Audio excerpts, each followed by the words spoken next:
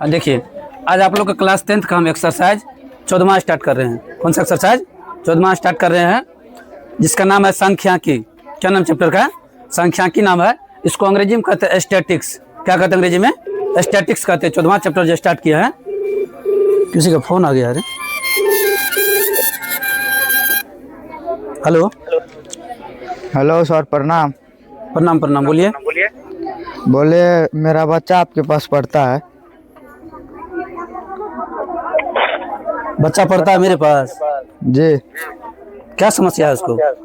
बोले गणित में सवाल तो समझ आता है उसको, लेकिन फार्मूला याद नहीं रहता है। अच्छा, फार्मूला याद नहीं होता है। जी। अच्छा, आप हमारे वीडियो को देखते हैं? नहीं देखते तो आपके पास अगर बड़ा फोन होगा तो यूट्यूब पे जा करके SCC व दशरथ सर पे देखिएगा। ठीक है, आज हम नया चैप्टर स्टार्ट किए हैं, सांख्यिकी स्टैटिक्स। ठीक है, आप लोग जाकर एक बार देखिएगा। बच्चा को बोलिएगा एक बार फिर से देखने के लिए, यहाँ क्लास करके जाएगा, बोलिएगा फोन में भी देख लेने के लिए। ठीक है, जी। अब याद करने का झंझट हम खत्म कर दिए हैं। यहाँ बच्चा को याद करवा के फार्मूला भेजेंगे। बच्चा को लेना है नहीं आपको लेना है? जी। बच्चा को याद करवा के हम क्लास से भेजेंगे। ठीक है, ठीक है, टेंशन नहीं लेना आपको। चलिए आइए। देखिए, किसी गार्जियन का फोन आया था। ठीक है, कह रहा था बच्चा हमारा फार्मूला याद नहीं होता। बच्चा को सवाल तो समझ जाता, फार्मूला याद नहीं होता। तो आज जो हम चैप्टर स्टार्ट किया है ना, ये फार्मूला याद करवे एक भेज देते तुम लोग को। अब से जो भी पढ़ाएंगे फार्मूला यहीं याद करा के भेज देंगे, घर पर का झंझट खत्म। ठीक है, आज हम नया चैप्टर स्टार्ट किए हैं। चैप्टर का नाम है सांख्यिकी, जिसको अंग्रेजी में क्या कहते हैं? स्टैटिक्स। क्या कहते हैं? ये बिहार बोर्ड में इस चैप्टर से, ध्यान दीजिएगा, बिहार बोर्ड में इस चैप्टर से 10 नंबर में पूछा जाता है। क्या नंबर पूछा जाता है? 10 नंबर। फिक्स है। एगो लॉन्ग क्वेश्चन आएगा इससे। क्वेश्चन क्या आएगा ये बताते थे, पैटर्न। लॉन्ग क्वेश्चन हो सकता है एक ही क्वेश्चन में आपको तीनों चीज निकालने का दे, माध्य, माध्यिका और बहुलक। एक ही क्वेश्चन में तीनों चीज निकालने का दे, या नहीं तो हो सकता है सिर्फ कहेगा माध्य निकालने के लिए। इस चैप्टर में जो पढ़ेंगे, इस चैप्टर में 3 गो टॉपिक पढ़ेंगे। ध्यान दीजिएगा क्या सब हमारा टॉपिक रहेगा। पहला टॉपिक माध्य का, दूसरा टॉपिक माध्यिका का, तीसरा टॉपिक बहुलक का रहेगा। ठीक, तीनों टॉपिक इसमें पढ़ेंगे। ठीक है, इससे होगा क्या? 3 गो ऑब्जेक्टिव, एगो 2 नंबर का, एगो 5 नंबर का। ये सिलेबस है इसका। ठीक है, 14वां चैप्टर जो 10 नंबर का आपको पूछेगा एग्जाम में, इसका सिलेबस क्या सब था? एगो लॉन्ग क्वेश्चन पूछेगा। लॉन्ग क्वेश्चन किस टाइप का पूछ सकता है? हो सकता है तीनों सम्मिलित पूछ दे, माध्य भी निकालना, माध्यिका भी निकालना, बहुलक भी निकालना एक ही सवाल में। ठीक है, ऐसा हम करने के लिए सिखाएंगे, एक ही सवाल से तीनों निकालने के लिए।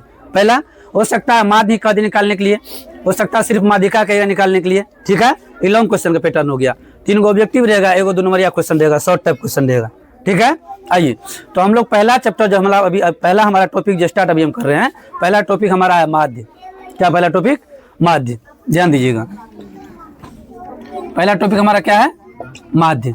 अब माध्य जो हम लोग पढ़ेंगे, तो माध्य का 3 गो फार्मूला। माध्य का क्या गो फार्मूला? 3 गो फार्मूला। देखिएगा, माध्य का क्या गो फार्मूला? 3 गो फार्मूला। पहला फार्मूला जो होता है इसको कहते हैं प्रत्यक्ष विधि। क्या कहते हैं इसको? प्रत्यक्ष विधि।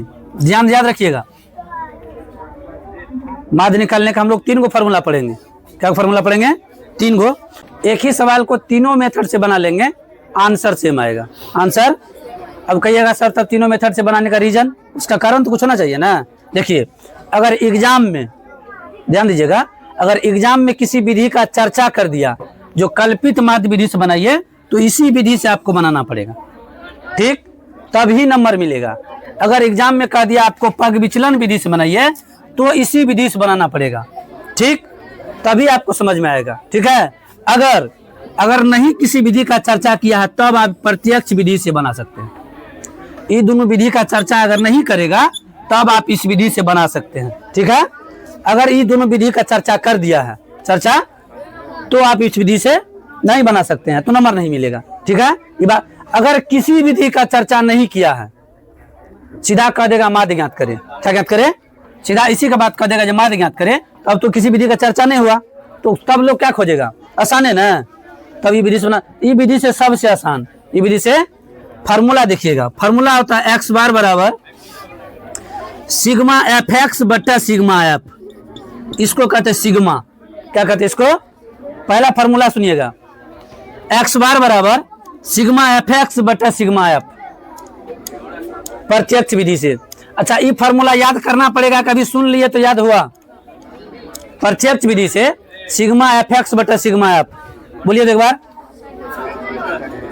सिग्मा, इस पर 2 4 को 5 को सब मतलब क्वेश्चन को बनवाएंगे, ऑटोमेटिक जो याद है क्वेश्चन बनाएंगे उसमें पूरा क्लियर हो जाएगा। ठीक, फॉर्मूला क्या होगा प्रत्यक्ष विधि का, सिग्मा एफ एक्स बटा सिग्मा एफ।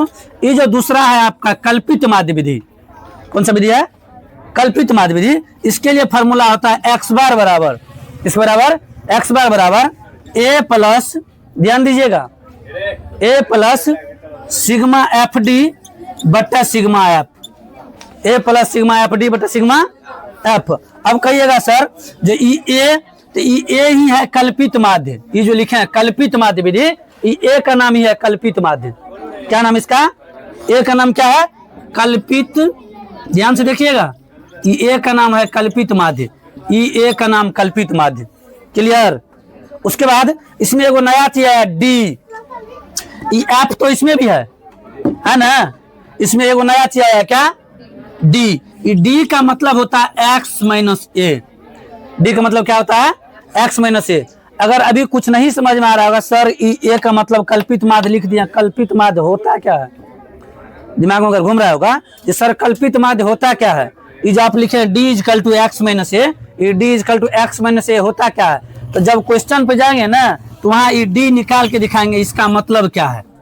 ठीक, ये कल्पित माध्य निकाल के दिखाएंगे इसका मतलब क्या है, समझ रहे हैं बात को। अभी फिलहाल फार्मूला के लिए फार्मूला को समझिए, क्वेश्चन में सब चीज निकाल के दिखाएंगे, समझ बात को।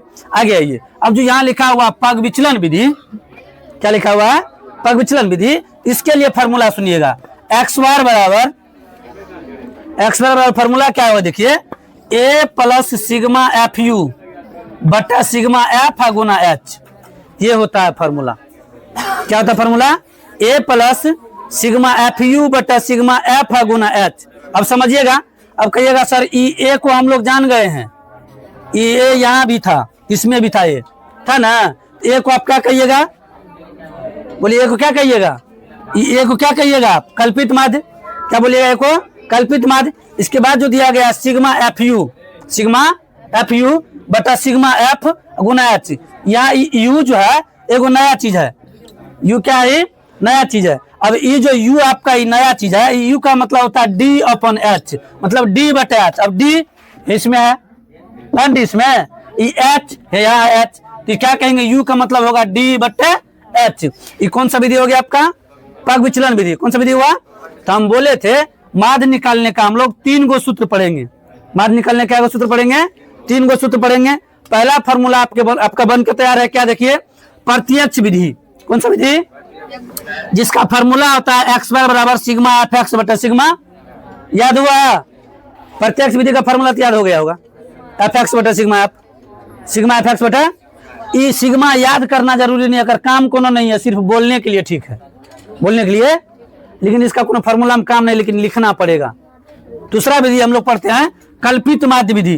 कौन सा विधि, कल्पित माध्य विधि। इसके लिए हम फार्मूला लिखे हैं एक्स बार बराबर ए प्लस सिग्मा एफ डी बटा सिग्मा एफ, ए प्लस सिग्मा एफ डी बटा सिग्मा एफ। ये आपका है कल्पित माध्य, ये क्या आपका कल्पित माध्य। अभी कल्पित माध्य क्या होता है क्वेश्चन में बता देंगे, क्लियर रूप से बताएंगे। ठीक, उसके बाद ये डी क्या होता है, तो डी का मतलब एक्स माइनस ए, मतलब कहने का एक्स में से ए को घटा के लिखेंगे तो उसका मान होगा किसका, डी का। किसका मान होगा, तीसरे फॉर्मूला में ये एक्स बार बराबर ए प्लस सिग्मा एफ यू बटा सिग्मा एफ गुना एच, ये आपका हुआ कौन सा विधि, पग विचलन विधि। अब इसमें एगो नया चीज आया था यू, तो यू का मतलब डी बटा एच, यू का मतलब क्या हो गया, डी बटा। एक बार और सुनिएगा हमारा बात, माध्य निकालने के लिए 3 गो फार्मूला, माध्य निकालने के लिए 3 गो फार्मूला, तीनों का नाम प्रत्यक्ष विधि, कल्पित माध्य विधि, पग विचलन विधि। क्लियर, याद रखिएगा, माध्य निकालने का 3 गो विधि, कल्पित माध्य, प्रत्यक्ष, पग विचलन, तीनों विधि का नाम बोले, तीनों का हम फार्मूला लिख दिए हैं। ये तीनों फार्मूला याद कर लीजिए, माध्य से 5 नंबर लूट लीजिए। क्लियर है, हर साल आता है क्वेश्चन, इस बार भी आएगा। क्लियर, लेकिन ये तीनों विधि याद रहेगा तब ना, तो फार्मूला इसका प्रयोग करेंगे, इसको याद मत कीजिए। अभी आप कॉपी पे लिखिए, हम क्वेश्चन सोल्व कराते हैं, उसमें जाके याद हो जाएगा। इसको याद करने का झंझट नहीं है, 2 गो 4 गो क्वेश्चन, हाँ एगो चीज करा देंगे जरूर, जो एक क्वेश्चन में तीनों विधि से आंसर लाएंगे। ठीक है, एक ही क्वेश्चन में तीनों विधि से, जबकि फार्मूला अलग अलग दिख रहा है, है ना, अलग अलग सब में कुछ ना कुछ बड़ा है। देखिएगा इस पूरा सिंपल है, एफ एक्स बटा एफ, दूसरा एफ डी बटा एफ ई भी, उसके बाद इसमें कुछ बड़ा है, इसमें कुछ बड़ा है, ये पूरा सिंपल। तो लेकिन तीनों विधि से आंसर एक ही आएगा, आंसर पे चेंजिंग नहीं होगा। चलिए उतारिए।